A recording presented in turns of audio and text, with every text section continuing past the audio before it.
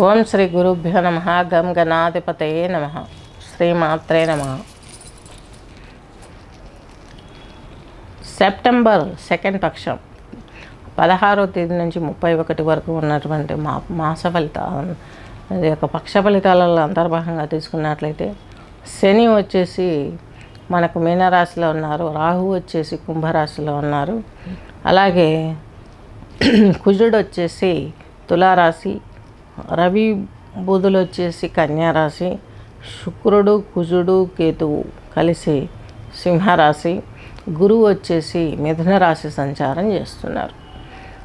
వాళ్ళు ఇక్కడ ఎవరు ఏ గ్రహం ఏ రోజు ఏ రాశిలోకి వస్తుందో చూసినట్లయితే 19న ఈ యొక్క కుజరాశి తులారాశిలోకి, కుజగ్రహం తులారాశిలోకి వస్తుంది.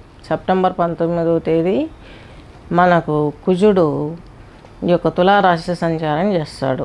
అలాగే 14వ తేదీ 9వ నెల సింహంలోకి శుక్రుడు వస్తాడు, వక్ర శుక్రుడు వస్తాడు అన్నమాట. 15వ తేదీ ఈయన కన్యలోకి బుధుడు వస్తాడు, 17వ తేదీ కన్యలోకి రవి వస్తాడు. ఇది గోచారం. మకర రాశి, అలాగే ఈ యొక్క ఉత్తరాషాఢ నక్షత్రం వచ్చేసి 3 పాదాలు, శ్రవణం 4, ధనిష్ట 2. ఈ పాదాలకు సంబంధించినటువంటి వాళ్ళు మకర రాశి కిందకి వర్తిస్తారు. మకర రాశి వారికి మీకు రెండో ఇంట్లో రాహు ఉన్నాడు, కోపతత్వం పెరిగిపోతుంది, కొంచెం ఇబ్బందికరంగా అని చెప్పవచ్చు. పిల్లల పట్ల కావచ్చు, మీ ఫ్యామిలీ విషయంలో కావచ్చు. రెండో ఇంట్లో రాహు అనేది పెద్ద శ్రేయస్కరం కాదు. అలాగే శని భగవంతుడు మీ రాష్ట్రాధిపతి ద్వితీయాధిపతి అయిన తృతీయంలో ఉన్నాడు. స్త్రీమూర్తులతోటి, తల్లి కావచ్చు, భార్య కావచ్చు, అక్కలు కావచ్చు, ఎవరితోనైనా స్త్రీమూర్తులతో కొంచెం మీకు ఎక్కువ చెప్పాలంటే జీవిత భాగస్వామితోనే బెనిఫిట్స్ ఉండే అవకాశాలు స్పష్టంగా ఉన్నాయి. అలాగే మీకు మకర రాశి వారికి 6వ ఇంట్లో గురువు ఉన్నాడు. ఈయన వ్యయాధిపతి, ద్వితీయాధిపతి. వ్యయాధిపతి కాబట్టి 8, 6, 12 స్థానాల అధిపతులు ఒకరి స్థానంలో వారు యోగించుకోవాలి. కాబట్టి చక్కగా మీకు 6వ ఇంట్లో ఉన్నటువంటి బృహస్పతి యోగిస్తాడు. మీ జీవితాన్ని ముందుకెళ్ళడానికి శత్రు రుణ రోగ స్థానాల నుంచి బయటపడవేయగలుగుతారు. మీకు ప్రమోషన్స్ వస్తాయనుకోవడానికి కూడా, ఆశించడానికి కూడా కుజుడు కొంచెం యోగిస్తాడేమో అనిపిస్తుంది. మకర రాశి వారికి దశమ స్థానంలో కుజుడు ఉన్నాడు. మీకు చతుర్థాధిపతి, లాభాధిపతి దశమంలో ఉండడం, ఉద్యోగంలో ప్రమోషన్స్ వచ్చే అవకాశం ఉండడం, లేదా ఉన్న ఉద్యోగం సాఫ్ట్వేర్ రంగాలకి మెయిన్ ఉన్నవి పోకుండా కొంచెం మీకు కష్టం కొంచెం పెరగడం కూడా ఉండే అవకాశాలు స్పష్టంగా ఉన్నాయి. అలాగే బృహస్పతి వచ్చేసి మీకు ముందే చెప్పుకున్నాము. అలాగే శని భగవంతుని గురించి చెప్పుకున్నాము. ఇప్పుడు వచ్చేసి కుజుడు గురించి చెప్పుకున్నాం. రవి బుధులు తీసుకున్నట్లయితే మీకు భాగ్యస్థితిలో ఉంటారు.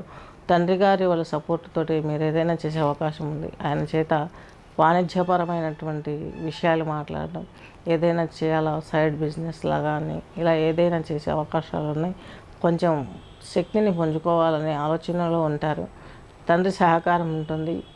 మీ యొక్క జీవిత భవిష్యత్తు బాగుండటానికి ఎక్సలెంట్గా ఉంటుంది. కొంచెం వారితో ప్రీతికరంగా మాట్లాడి వారి సలహాలు తీసుకున్నట్లయితే మీరు ఇంకా ముందుకెళ్ళే అవకాశాలు స్పష్టంగా గోచరిస్తున్నాయి. అలాగే మీకు అష్టమంలో శుక్రుడు కేతువు ఉన్నారు. చాలా బాగుంటుందండి. కృష్ణుడు మీకు సంతానం అధిపతి, సంతానానికి సంబంధించిన ప్రాబ్లమ్స్ అన్నీ క్లియర్ అవుతాయి. మీకు కూడాను చక్కగా పదవులు ఉన్నత స్థాయికి ఎదగడానికి ఉపయోగపడే అవకాశాలు స్పష్టంగా గోచరిస్తున్నాయి.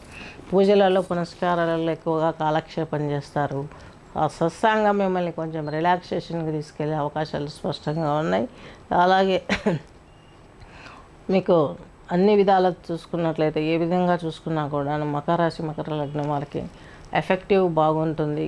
ఉన్న ఒక డ్రాబ్యాక్ ఏంటంటే బృహస్పతి హెల్ప్ మధ్యలో కొంత ఇబ్బంది కలగకుండా చూసుకోవడానికి ఉపయోగపడుతుందని చెప్పుకున్నాము. దానికి రీజన్ కూడా చెప్పుకున్నాం మనం. అక్కడ బ్లైండ్గా బృహస్పతిని మనం చెడు అనడానికి ఏమాత్రం ఆస్కారం లేదు. అన్ని రకాలుగా మీకు బాగుంటుంది. కొన్ని ప్రాబ్లమ్స్ వస్తూ ఉంటాయి మధ్యలో.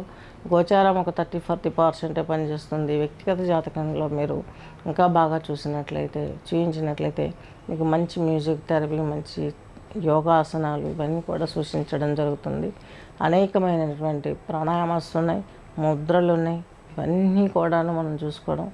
అలాగే నెక్స్ట్ మన ఛానల్లో ఈ యొక్క టెంపుల్స్ గురించి కూడా మనం చెప్పడం జరుగుతుంది.